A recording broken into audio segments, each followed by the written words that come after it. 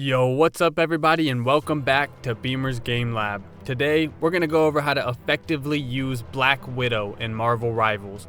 I'll be posting a video for every character in the game, so feel free to check those videos out as they come for a quick guide to every character in Marvel Rivals. Along with details of each character and their role in the game, I'm also going to provide a small bit of lore provided by marvelrivals.fandom.com. and my own personal ranking at the end. If you want to skip ahead, feel free to use the timestamps down below, but more importantly, if you want to get better at Marvel Rivals or you enjoy the content, make sure to leave a like, consider subscribing, and if you do, hit the bell notification to see when I post my next video. If you have any questions or tips for me, I read every comment, so make sure to leave them down below. First up, we're going to do just a little bit of lore provided once again by marvelrivals.fandom.com. If you want to check it out for yourself, feel free.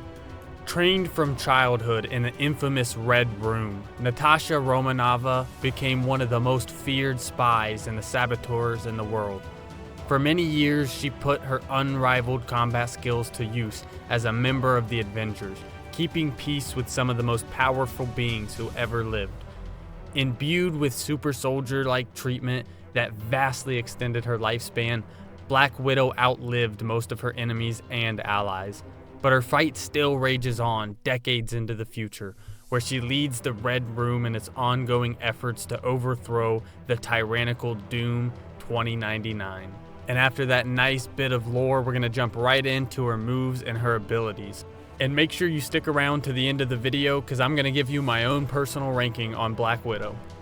Starting up with Black Widow's primary, she's got two primaries, the first one being the Red Room rifle. This is obviously a rifle. It does projectile hit scan damage. It is 120 damage per hit. So this is actually a pretty impressive rifle.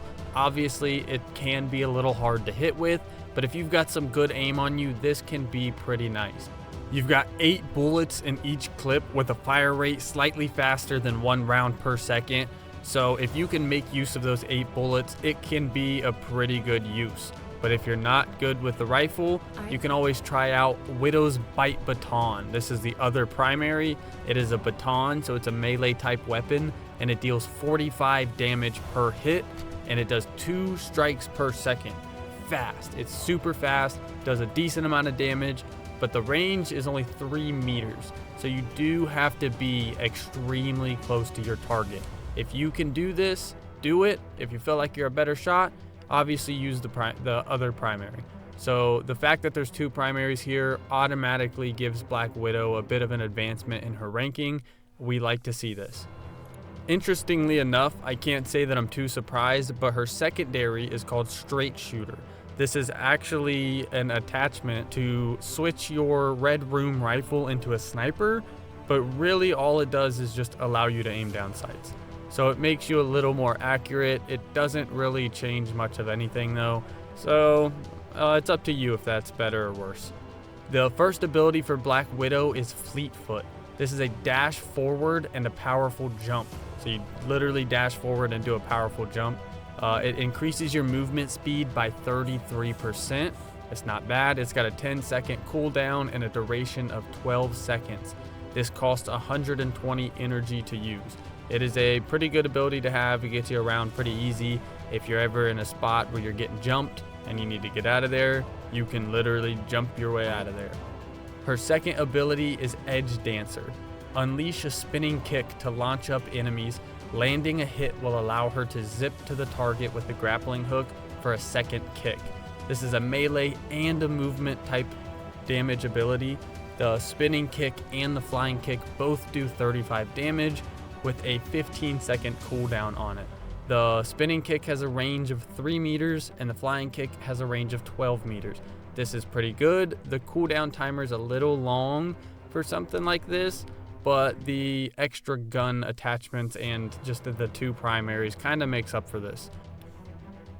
And Black Widow's ultimate ability is Electroplasma Explosion. Switch the Red Room rifle to Destruction mode and unleash an Electroplasma Blast, damaging enemies within range and leaving a plasma on the ground that slows nearby enemies. This is a projectile type attack. It does 120 to 170 damage. It's great damage wise. It's got a speed of 100 meters per second, and it has a recovery of 2,800.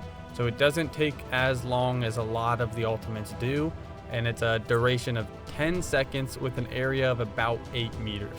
It is a pretty good ultimate. I wouldn't say it's a top tier ultimate by any means, but it's not useless at all, that's for sure. Black Widow's team up ability is with Hawkeye, of course.